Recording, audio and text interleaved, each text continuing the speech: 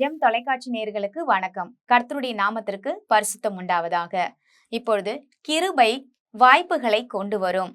1 சாமுவேலின் புத்தகம் 16ஆம் அதிகாரம் 12வது வசனம். ஆள் அனுப்பி அவனை அழைப்பித்தான். அவன் சிவந்த மேனியும் அழகிய கண்களும் நல்ல ரூபமும் உள்ளவனுமாயிருந்தான். அப்பொழுது கர்த்தர், இவன்தான், நீ எழுந்து இவனை அபிஷேகம் பண்ணு என்றார். ஈசாயினுடைய பிள்ளைங்க நிறைய பிள்ளைங்க. ஆனா கடைசி மகன் தாவீது பாருங்க, ஆடு மேய்ச்சிக்கிட்டு இருக்காரு. ஆடு மேய்ச்சிட்டு இருக்கிறவரை பாருங்க, வீட்டுல இருக்கிற அத்தனை பிள்ளைங்களையும் கூப்பிட்டு சாமுவேல்கிட்ட காட்டுறாரு. இதுதான் இந்த பிள்ளையா நீங்க அபிஷேகம் பண்ண சொன்னது அப்படின்னு சொல்லி ராஜாவாக அபிஷேகம் பண்ண சாமுவேல் வராரு.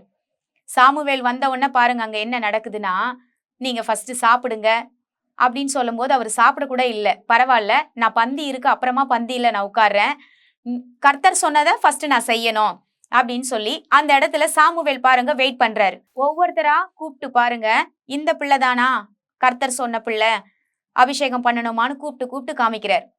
இந்த பிள்ளை இல்ல, இது கிடையாது, அது கிடையாதுன்னு சொல்லிட்டு லாஸ்டா என்ன சொல்றாருன்னா, கடைசி பிள்ளை இன்னும் ஏதாவது ஒரு பிள்ளை இருக்கா உங்களுக்கு அப்படின்னு கேட்கும்போது, இருக்கான், ஒருத்தன் ஆடு மேய்ச்சிக்கிட்டு இருக்கான், அவனை வர சொல்றேன்னு ஆள் அனுப்புங்க அப்படின்னு சொல்றாங்க. ஆள் அனுப்பி தாவீதை அழைக்கிறார்.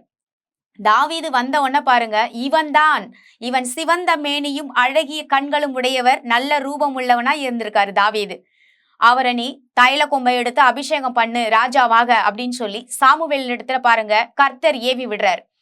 ஆவியானவர் ஏவுகிறார், கர்த்தராகிய ஆவியானவர் ஏவுகிறார், இவரை ராஜாவாக அபிஷேகம் பண்ணு, இவர் தான் ஜனங்களை நடத்தணும் அப்படின்னு சொல்லி பாருங்க அவர் ஏவி விடும் பொழுது இங்க அபிஷேக தைல கொம்பை எடுத்து அவரை ராஜாவாக அபிஷேகம் பண்ணுகிறார் சாமுவேல். அப்போ வாய்ப்புகள் எப்படி வரும் நம்ம வாழ்க்கையில அப்படின்னு சொல்லி நம்ம நெடுங்காலமா ஆண்டவருடைய சமூகத்துல காத்து கிடந்தோம். அது மட்டும் இல்ல, நிறைய ஆபீஸ்ல பாருங்க இன்னைக்கு இன்டர்வியூல காத்து கிடக்கிறோம். வாய்ப்புகள் எப்படி வரும்? ஏதாவது ஒரு ரூபத்துல நமக்கு வராதா? வாய்ப்பு வந்தா போதுமே அப்படின்னு சொல்லி நம்ம காத்து கிடக்கிறோம். ஆனா இங்க வாய்ப்புகளை பாருங்க தேடி தாவீது போகல. ஆண்டவருடைய கிருபை இருந்ததுனால வாய்ப்புகள் இந்த மகனை தேடி வந்துச்சு. மகனை ஆள் விட்டு அழைச்சி கொண்டு வந்து அபிஷேகம், ராஜாவாக அபிஷேகம் பண்ணுகிறது ஏங்க கொஞ்சமாவது நினைச்சு பாருங்க. ஆடு மேய்க்கிறவனுக்கு ராஜாவா அபிஷேகம் பண்ண தகுதி இருக்கா? ஆனா இங்க ஆள் அனுப்பி ஆண்டவர் செய்யற காரியத்தை பாருங்க, அவர் செய்ய நினைத்தது வாழ்க்கையில தடைப்படாது நம்ம பாக்குறோம். ராஜாவாக அபிஷேகம் பண்ண முன்குறித்திருக்கிறார் தாவீதை. அதனால யாரு தடை செஞ்சாலும் பாருங்க அது முடியாது அப்படின்றத இந்த பகுதியில நம்ம பார்க்கலாம். அப்போ உங்க வாழ்க்கையில இது வரைக்கும் எனக்கு ஒரு ஆப்பர்ச்சுனிட்டியும் வரல, எனக்கு வாய்ப்புகள் வரல அப்படின்னு நீங்க காத்துக்கிட்டு இருந்தீங்கன்னா ஆண்டவர் உங்களை பார்த்து சொல்றாரு, நிச்சயமாக வாய்ப்புகள் உங்களை தேடி வரும். உங்களுக்கான மெயில் உங்களுக்கு தேடி வரும்.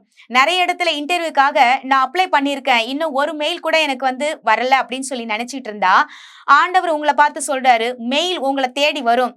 பெரிய பெரிய கம்பெனில இருந்து பெரிய பெரிய ப்ராஜெக்ட் செய்யற பெரிய பெரிய விஞ்ஞானம் நிறைந்த அலுவலகத்துல இருந்து உங்களுக்கு வாய்ப்புகள் வரும்னு சொல்லி ஆண்டவர் சொல்றாரு. அப்போ நீங்க எந்த இடத்துல நீங்க இருக்கீங்கன்றது முக்கியம் இல்ல. தாவீது ஆடு மேய்ச்சிட்டு இருக்கிறான்றது ஆண்டவர் பார்க்கல. ஆனா தேவனுடைய கிருபை இருந்துச்சு. அந்த கிருபை வாய்ப்புகளை கொண்டு வரும். தேவனுடைய கிருபையை பெற்ற நீங்க வாய்ப்புகளை தேடி அலையணும்னு அவசியம் இல்ல.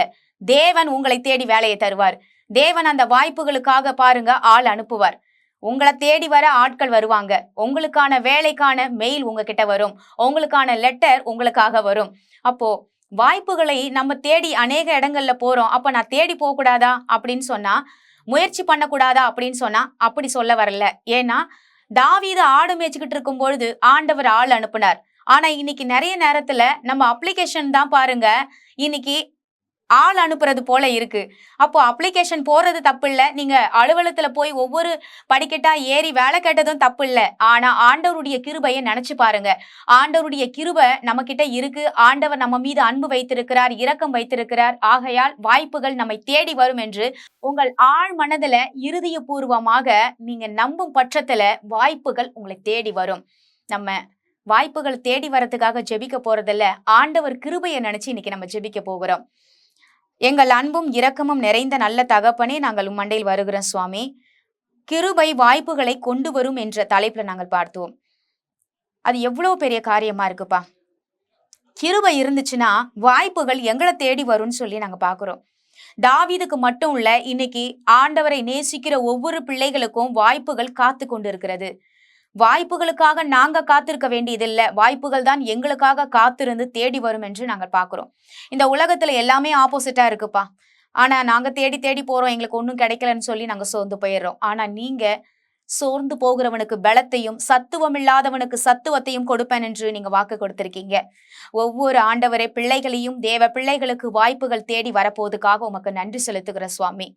தாவீதை ராஜாவாக அபிஷேகம் பண்ணின தேவன் ஒவ்வொரு ஆண்டவரே அலுவலகத்திலையும் நீங்க ஒவ்வொரு பிள்ளைகளை ராஜாவாக அந்த இடத்துல நிலைநிறுத்தி உம்முடைய தேவ திட்டத்தை நிறைவேற்ற அவர்களை பயன்படுத்த நீங்க திட்டம் வைத்திருக்கிற ஒவ்வொரு காரியத்துக்கும் நீங்க இறங்கி செயல்பட போறீங்க என்று நாங்கள் விசுவாசிக்கிறோம். எங்களை ஆண்டவரே அப்படியே உம்முடைய கிருபையை நினைத்து நாங்கள் சந்தோஷப்பட்டு தேவனுடைய கிருபை எங்களை அழைக்கும் என்று நாங்கள் விசுவாசித்து இந்த வேளையில நாங்கள் உம்மண்டையில் நாங்கள் எங்களை அர்ப்பணித்து ஜெபிக்கிறோம். ஜீவனுள்ள நல்ல தகப்பனே, ஆமேன். கர்த்தர் நம் அனைவரையும் ஆசீர்வதிப்பாராக. God bless you.